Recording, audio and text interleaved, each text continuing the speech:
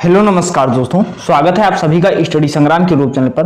BEd entrance exam के related most important session होने वाला है प्रीवियस ईयर क्वेश्चन पेपर का। अब तक संपूर्ण पैटर्न पर जितने भी प्रश्न पूछे गए मोस्ट इंपॉर्टेंट 50 क्वेश्चन कलेक्शन है, जिसमें आपके एग्जाम में रिपीटेशन उन क्वेश्चन का पहला ही क्वेश्चन आपकी स्क्रीन पर होगा।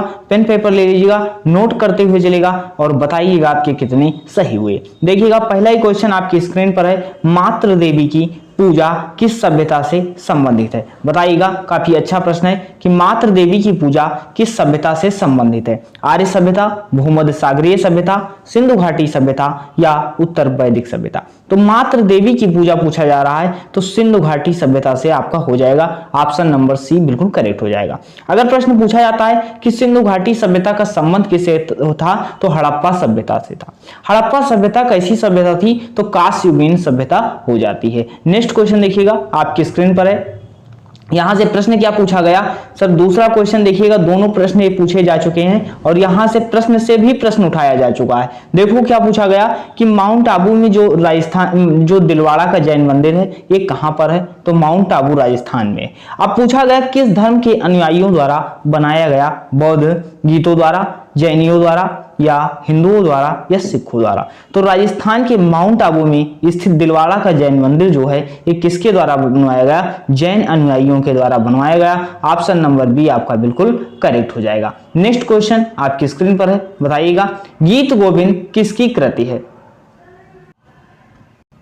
जयदेव, कल्हड़ या कालिदास या राजा राव। बताइएगा इसमें किसका उत्तर सही होगा तो गीत गोविंद किसकी कृति हो जाएगी। मोस्ट इंपॉर्टेंट क्वेश्चन हो जाता है। तो गीत गोविंद किसकी हो जाती है, जयदेव की रचना हो जाती है। आपकी गीत गोविंद जयदेव की हो जाएगी। राजतरंगिणी पूछे तो किसकी रचना हो जाती है, कल्हड़ की हो जाती है। नेक्स्ट क्वेश्चन आपकी स्क्रीन पर है, बताइएगा 4 नंबर क्वेश्चन, शिवाजी का राज्याभिषेक कब हुआ था। शिवाजी का राज्याभिषेक पूछा जा रहा है सर कब हुआ था, 1627 में, 1674 में, 1680 में या 1670 में। बताइएगा मोस्ट इंपॉर्टेंट क्वेश्चन हो जाएगा। तो 1674 में क्या हुआ था, आपका शिवाजी का राज्याभिषेक हुआ था। यहां से एक प्रश्न पूछा जाता है कि शिवाजी के गुरु कौन थे तो शिवाजी के गुरु कौन हो जाते हैं, रामदास थे। शिवाजी के गुरु कौन थे, रामदास थे और राज्याभिषेक कब हुआ था, 1674 में हुआ था। नेक्स्ट क्वेश्चन देखिएगा आपकी स्क्रीन पर है, अकाल तख्त का निर्माण किस सिख गुरु ने करवाया था। अकाल तख्त का निर्माण किस सिख गुरु ने करवाया था तो पूछें अगर सिख में कुल कितने गुरु हुए सर 10 गुरु हुए। 10वें गुरु कौन थे, गुरु गोविंद सिंह थे। संस्थापक कौन थे, गुरु नानक थे। पूछा गया अकाल तख्त का निर्माण किसने करवाया तो देख लो किसने करवाया था, गुरु हरिगोविंद ने करवाया था। ऑप्शन नंबर सी जो लोग उत्तर दिए वह बिल्कुल करेक्ट हो जाएंगे। नेक्स्ट क्वेश्चन देखिएगा आपकी स्क्रीन पर है। चैनल पहली बार विजिट किया है उन सभी के पास शेयर कर दीजिएगा जो लोग बीएड की प्रिपरेशन कर रहे हैं। अब भारत के समुद्री मार्ग की खोज किसने की थी, वास्को डी गामा, कोलंबस, मैग्नल या हेनरी दी नेविगेटर। 6 का उत्तर दीजिएगा कौन सा उत्तर होगा तो भारत के समुद्री मार्ग की खोज किसने की थी, वास्को डी गामा ने की थी। ऑप्शन नंबर सी बिल्कुल करेक्ट हो जाएगा। नेक्स्ट क्वेश्चन देखिएगा आपकी स्क्रीन पर है, भारत में पहली अंग्रेजी व्यापारिक कंपनी कहां खोली गई।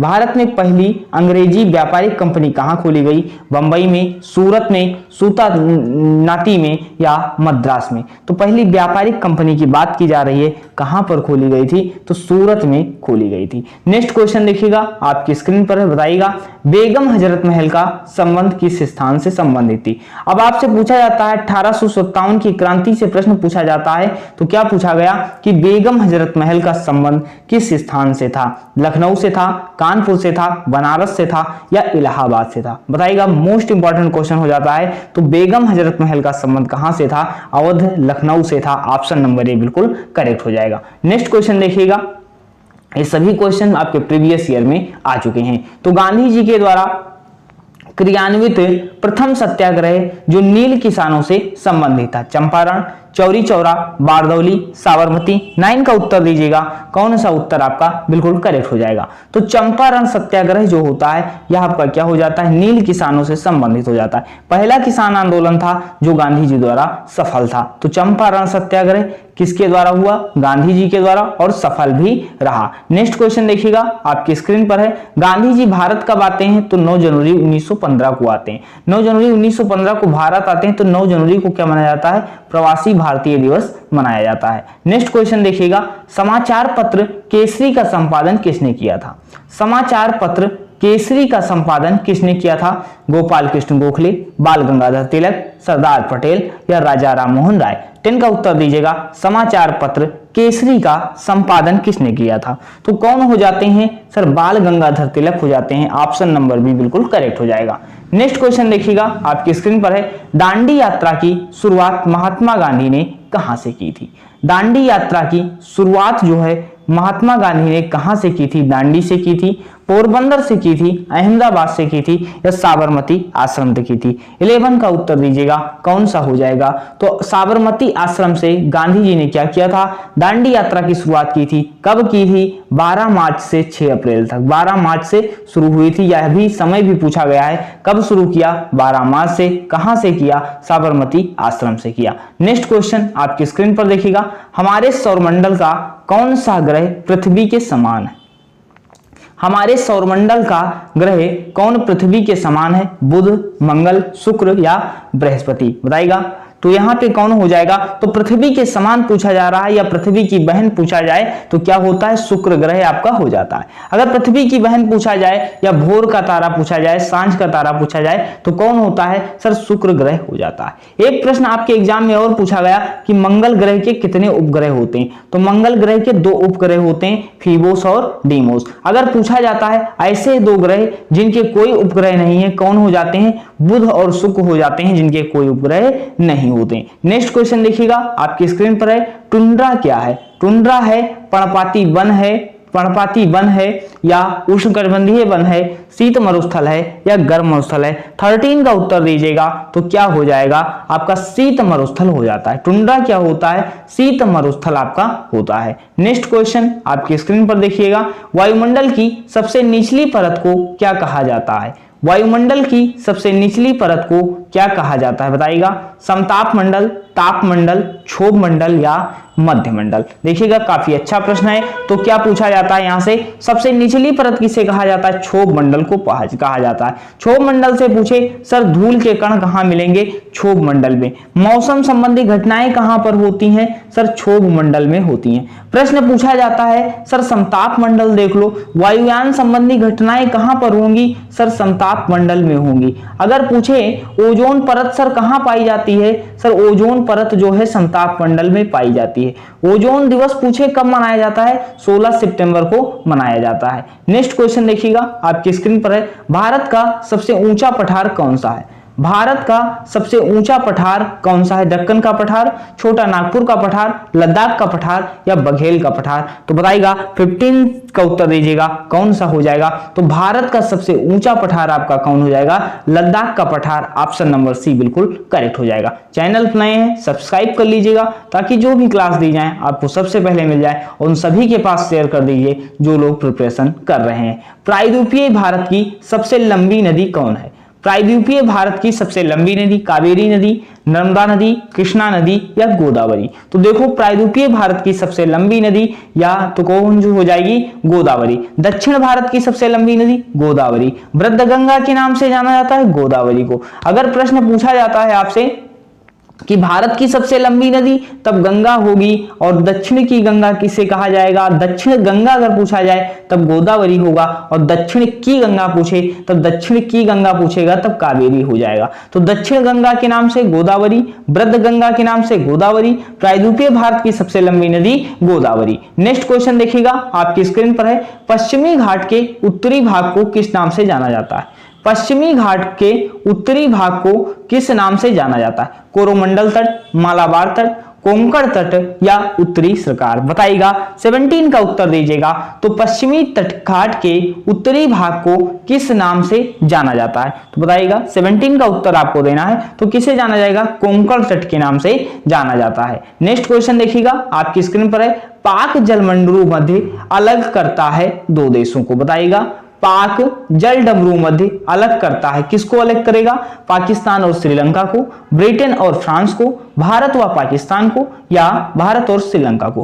पाक जल डमरू मध्य अलग करता है। देखो अब पाक लगा करके पाकिस्तान मत लगा देना, तो पाक जल डमरू मध्य किसको अलग करेगा? तो किसको अलग करेगा? भारत और श्रीलंका को। किसको करेगा?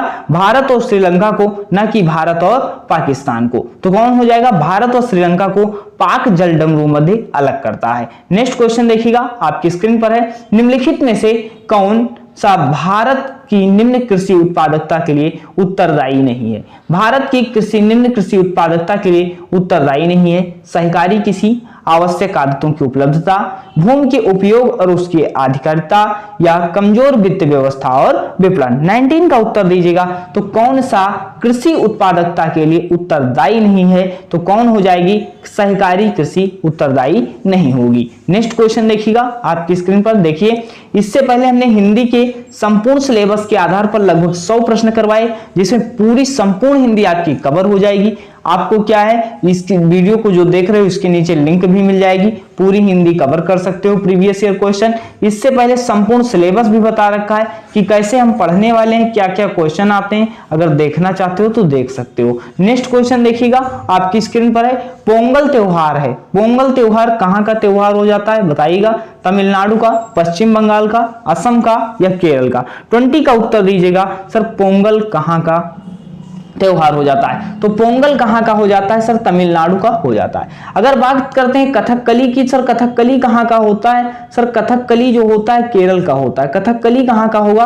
केरल का होगा। पोंगल पूछे तमिलनाडु का हो जाएगा। नेक्स्ट क्वेश्चन देखिएगा, वर्ष 2014 में भारत का कौन सा राज्य 29वां राज्य बना? देखो वर्ष 2014 में भारत का कौन सा राज्य 29वां राज्य बना? तेलंगाना, इनमें से कोई नहीं, उत्तराखंड या छत्तीसगढ़। तो 29वां राज्य कौन सा बना था? तो तेलंगाना बना था। ऑप्शन नंबर ए सही हो जाता। लेकिन प्रश्न पूछा जाए सर वर्तमान में कितने राज्य हैं? सर 28 राज्य हैं। कितने केंद्र शासित प्रदेश हैं? 8 केंद्र शासित प्रदेश हैं। लेकिन पहले कितने थे? सर 29 थे। 29वां कौन बना? तेलंगाना बना। लेकिन 29वां हटा कौन? जैसे कौन सा राज्य हट गया तो 28 बचे। जम्मू कश्मीर अब केंद्र शासित प्रदेश हो गया। नेक्स्ट क्वेश्चन देखिएगा, आपकी स्क्रीन पर है, जापान की संसद का क्या नाम है? जापान की संसद का क्या नाम है? बताइएगा। सोरा होगा या मजलिस होगा, डाइट होगा या नेसेट होगा? देखो जापान से पहले प्रश्न नोट कर लो, उगते सूरज का देश किसे कहा जाता है? जापान को कहा जाता है। सूर्योदय का देश किसे कहा जाता है? जापान को। जापान किस द्वीप पर है? होन्शु द्वीप पर हो जाता है। जापान की संसद पूछे क्या होगी? सर डाइट हो जाती है। क्या हो जाती है? डाइट हो जाती है। अगर पूछे अफगानिस्तान की संसद क्या होगी? तो अफगानिस्तान की सोरा होती है। ईरान की संसद पूछे तो क्या होती है? मजलिस हो जाती है। नेक्स्ट क्वेश्चन आपकी स्क्रीन पर है, बताइएगा। सामूहिक उपभोग का अर्थ है, इकोनॉमिक्स से प्रश्न है। सामूहिक उपभोग का अर्थ क्या है? घरेलू खपत, व्यक्तिगत खपत, स्वखपत, या देश के नागरिक द्वारा की गई खपत? 22 का उत्तर दीजिएगा, कौन सा हो जाएगा? अब देखो सामूहिक खपत की बात कर रहा है, काफी अच्छा प्रश्न है, गलती भी हो सकती है। तो सामूहिक खपत देखो कौन होगा? घरेलू खपत हो जाएगा। घरेलू में सब कुछ आ जाएगा भाई। तो सामूहिक उपभोग का अर्थ क्या होगा? घरेलू खपत हो जाएगा। नेक्स्ट क्वेश्चन देखो, ओमान की राजधानी कहाँ है? ओमान की राजधानी पूछा गया, एक राजधानी से प्रश्न पूछा जाता है, आपका पूछा गया है, और आपकी राजधानी और करेंसी से भी प्रश्न बन सकता है। तो ओमान की राजधानी कहाँ है? रियाद होगी, रामल्ला होगी, अबू धाबी होगी, या मस्कट होगी? तो ओमान की राजधानी कहाँ हो जाती है? सर मस्कट हो जाती है। ऑप्शन नंबर डी बिल्कुल करेक्ट हो जाता है। नेक्स्ट क्वेश्चन देखिएगा, बिहू किस राज्य का त्योहार है? बताइएगा। बिहू किस राज्य का त्योहार हो जाता है? असम का होगा, गुजरात का होगा, उड़ीसा का होगा, या पश्चिम बंगाल का होगा? तो बिहू कहाँ का हो जाता है? सर असम का हो जाता है। अगर पूछे गरबा कहाँ का होगा? सर गरबा पूछे तो गरबा कहाँ का होगा? सर गुजरात का होगा। गरबा कहाँ का होगा? गुजरात का होगा।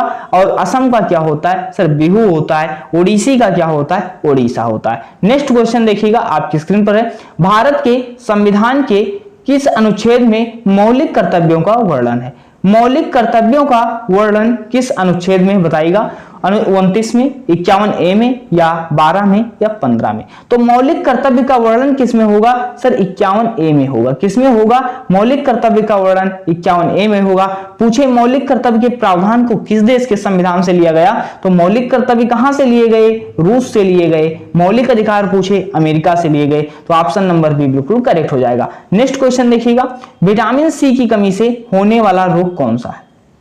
विटामिन सी की कमी से होने वाला रोग कौन सा है? पेलाग्रा होगा, बेरी होगा, ऑस्ट्रोमेलेशिया होगा, या स्कर्वी होगा? 26 का उत्तर देखिएगा क्या होगा आपका।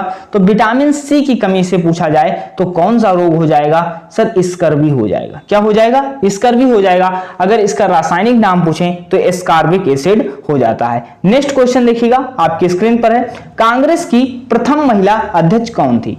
कांग्रेस की प्रथम महिला अध्यक्ष कौन थी बताइएगा?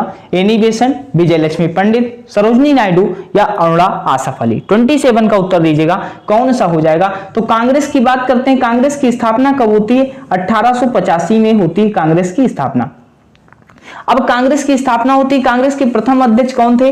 डब्ल्यू.सी. बनर्जी थे या व्योमेश चंद्र बनर्जी थे? प्रश्न पूछा जाए कि कांग्रेस की प्रथम महिला अध्यक्ष कौन थी, तो कांग्रेस की प्रथम महिला अध्यक्ष एनी बेसेंट थी। अगर भारतीय महिला अध्यक्ष पूछे, अगर प्रथम महिला अध्यक्ष पूछे तो एनी बेसेंट थी। भारतीय महिला अध्यक्ष पूछे तो सरोजनी नायडू हो जाएगी। नेक्स्ट क्वेश्चन देखिएगा 28, संविधान जो है किस तिथि को पूर्णतः बनकर तैयार हुआ? अब देखो, तैयार हुआ पूछ ले, या अपनाया गया पूछ ले, या अंगीकृत पूछ ले, उत्तर एक ही होगा। कौन होगा? 26 नवंबर 1949 को। अगर लागू की बात करता, तब लागू अगर कर दे तब क्या हो जाएगा? तब आपका हो जाता 26 जनवरी 1950। अगर लागू की बात करता तब 26 जनवरी 1950। अंगीकृत पूछे तो या अपनाया गया या बनकर तैयार हुआ तो 26 नवंबर 1949 को। नेक्स्ट क्वेश्चन देखिएगा आपकी स्क्रीन पर है, भारत में राजनीतिक शक्ति का प्रमुख स्रोत क्या है? राजनीतिक शक्ति का प्रमुख स्रोत पूछा जा रहा है क्या है? भारत की जनता है, संविधान है,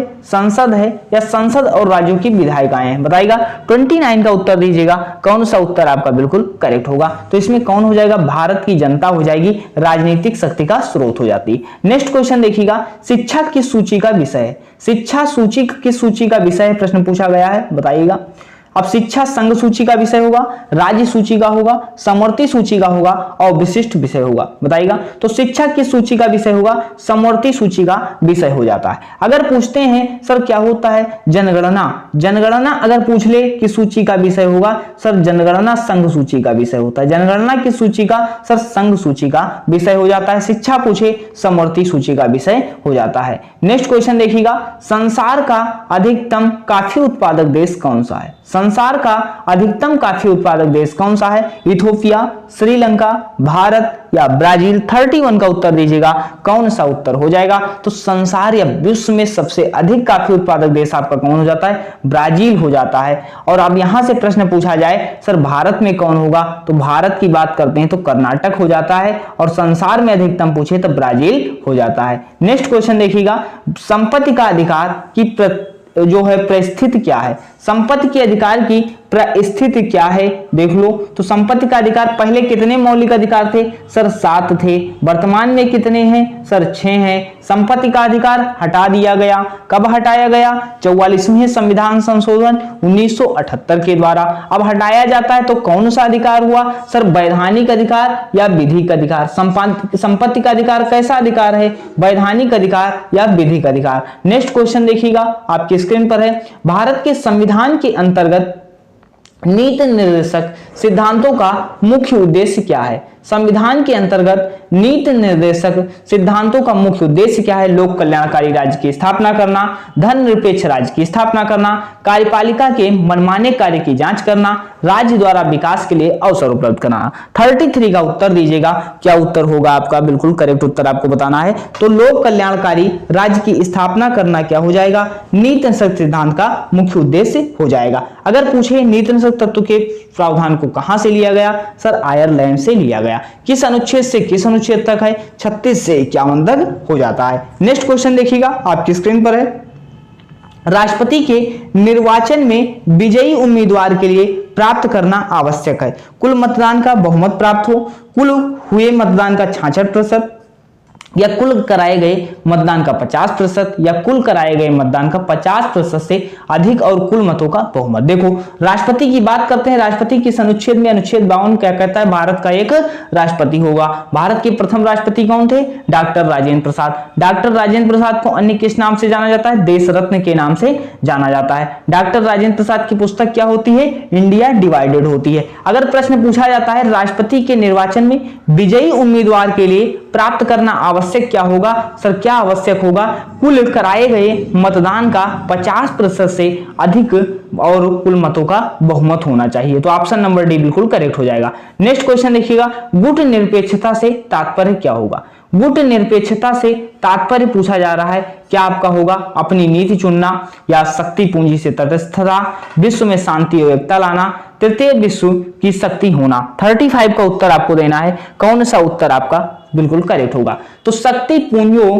से तटस्थता क्या होगा, गुट निरपेक्षता का अर्थ हो जाता है। नेक्स्ट क्वेश्चन देखिएगा 36, भारत राष्ट्र संघ का सदस्य कब बना। संयुक्त राष्ट्र संघ का सदस्य भारत कब बनता है। संयुक्त राष्ट्र संघ की स्थापना कब होती है, 24 अक्टूबर 1945 को होती है। अब 24 अक्टूबर को क्या मनाया जाता है, सर संयुक्त राष्ट्र दिवस मनाया जाता है। अब भारत संयुक्त राष्ट्र संघ का जो है सदस्य कब बनता है, उत्तर दीजिएगा, तो 1945 में ही भारत सदस्य बन जाता है। नेक्स्ट क्वेश्चन देखिएगा, विश्व व्यापार संगठन का मुख्य उद्देश्य क्या है। विश्व व्यापार संगठन का मुख्य उद्देश्य क्या है, विश्व व्यापार के लिए सद्भावना बाजार बनाना, विश्व व्यापार को बढ़ावा देना, विश्व व्यापार की मात्रा में वृद्धि करना, व्यापार के लिए केंद्र स्थापित करना। 37 का उत्तर दीजिएगा, कौन सा उत्तर आपका बिल्कुल करेक्ट हो जाएगा। तो विश्व व्यापार की मात्रा में वृद्धि करना और प्रतिबंधों की समाप्ति ही क्या होगा, विश्व व्यापार संगठन का मुख्य उद्देश्य हो जाएगा। नेक्स्ट क्वेश्चन देखिएगा, आपकी स्क्रीन पर है, निम्नलिखित में से कौन सा पुरस्कार खेल क्षेत्र में प्रशिक्षण के लिए दिया जाता है। कौन सा पुरस्कार खेल से जो है खेल में प्रशिक्षण के लिए दिया जाता है, साहित्य अकादमी पुरस्कार, द्रोणाचार्य पुरस्कार, अर्जुन पुरस्कार या दादा साहब फाल्के पुरस्कार। 38 का उत्तर दीजिएगा, कौन सा उत्तर आपका बिल्कुल सही हो जाएगा। खेल प्रशिक्षण के लिए दिया जाता है तो द्रोणाचार्य पुरस्कार आपको दिया जाता है, ऑप्शन नंबर बी बिल्कुल करेक्ट हो जाता है। नेक्स्ट क्वेश्चन आपकी स्क्रीन पर है, देखिएगा, अर्थशास्त्र का नोबेल किसके द्वारा आरंभ किया गया।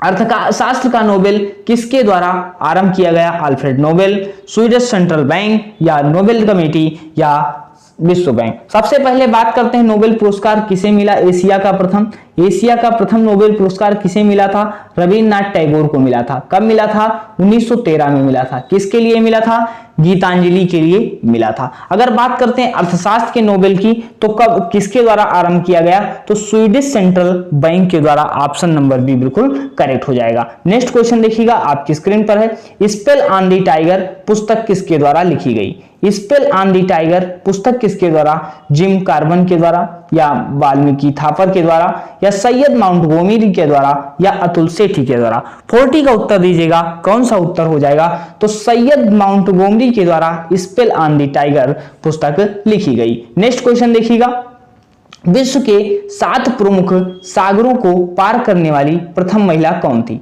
विश्व के 7 प्रमुख महासागरों को पार करने वाली प्रथम महिला कौन थी, चांदनी, बूला चौधरी या मृदुला राजू या प्रिया संभाग। देखिएगा उत्तर कौन सा हो जाएगा आपका, तो कौन हो जाएगा, बूला चौधरी, ऑप्शन नंबर बी बिल्कुल करेक्ट हो जाएगा, जो 7 महासागरों को पार करने वाली प्रथम महिला हो जाती है। नेक्स्ट क्वेश्चन देखिएगा, फ्री थ्रो का संबंध किस खेल से है।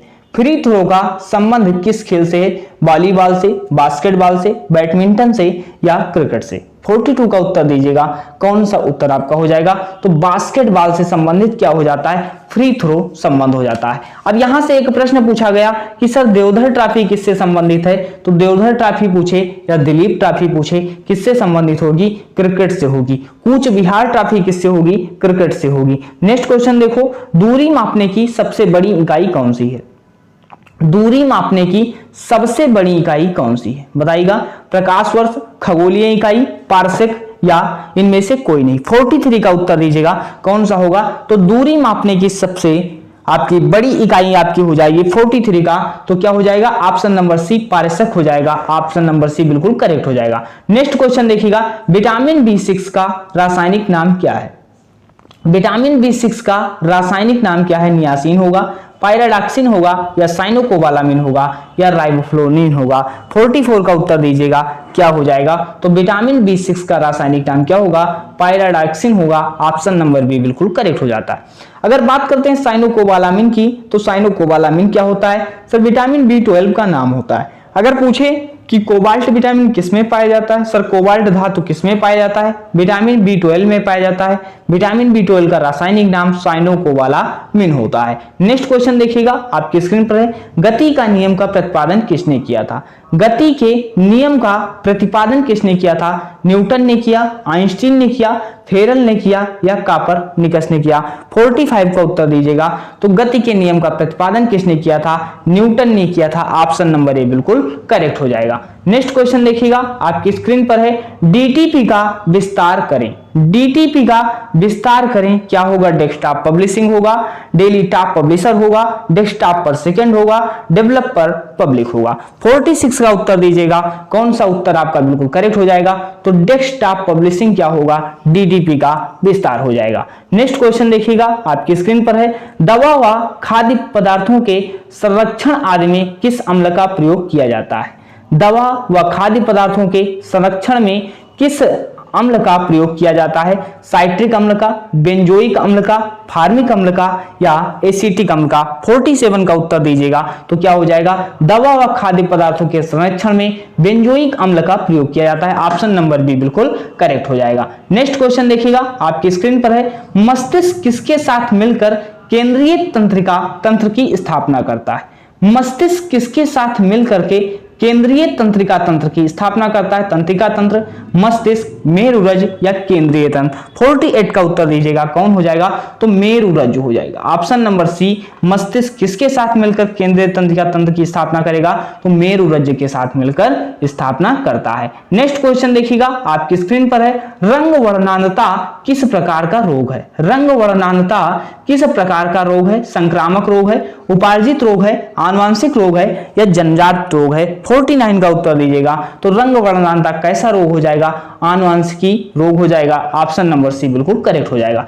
50 क्वेश्चन, फिर लास्ट क्वेश्चन होगा जो लगभग 50 क्वेश्चन आपको पूरा फुल पेपर करवाया गया। हम आशा करते हैं, उम्मीद करते हैं आप सभी के क्वेश्चन इसमें सही हुए होंगे। लगभग अगर जिनके 35+ क्वेश्चन सही हुए हैं कमेंट बताएं, या आपके कितने सही हुए जरूर कमेंट सेक्शन में बताइए। तो चीनी यात्री फाह्यान किस शासक के समय आया? हर्षवर्धन, महमूद गजनवी, चंद्रगुप्त द्वितीय, चंद्रगुप्त प्रथम? देखिएगा 50 का उत्तर, तो चीनी यात्री फाह्यान कौन सा था? चीनी यात्री था। किसके समय आया? चंद्रगुप्त द्वितीय के समय। अब क्या है, 50 क्वेश्चन जितने सही हुए सबको सही। अब क्या है, अब आपको तैयारी जो हम करवाने वाले हैं, जिसकी पीडीएफ आपको हमारे टेलीग्राम स्टडी संग्राम पर मिलेगी। सर्च कर लेना टेलीग्राम पे, आपको इसका पीडीएफ भी मिल जाएगी और कंटिन्यू क्लास भी मिलेंगी। अब कंटिन्यू क्लास जो टॉपिक वाइज मिलेंगी, बहुत जल्द क्लासें शेड्यूल हो रही हैं, का टॉपिक वाइज क्लास मिलेंगी और आपको पूरी तैयारी करवाने वाले हैं। लगभग 45 डेज में एक गवर्नमेंट कॉलेज साकार, सपना साकार होने वाला है आपका। तो अगर चैनल पर नए हैं, चैनल को सब्सक्राइब कर लीजिएगा, उन सभी के पास शेयर कर दीजिए जो लोग प्रिपरेशन कर रहे हैं। तो अभी तक यहीं तक, मिलते हैं नेक्स्ट वीडियो में। धन्यवाद।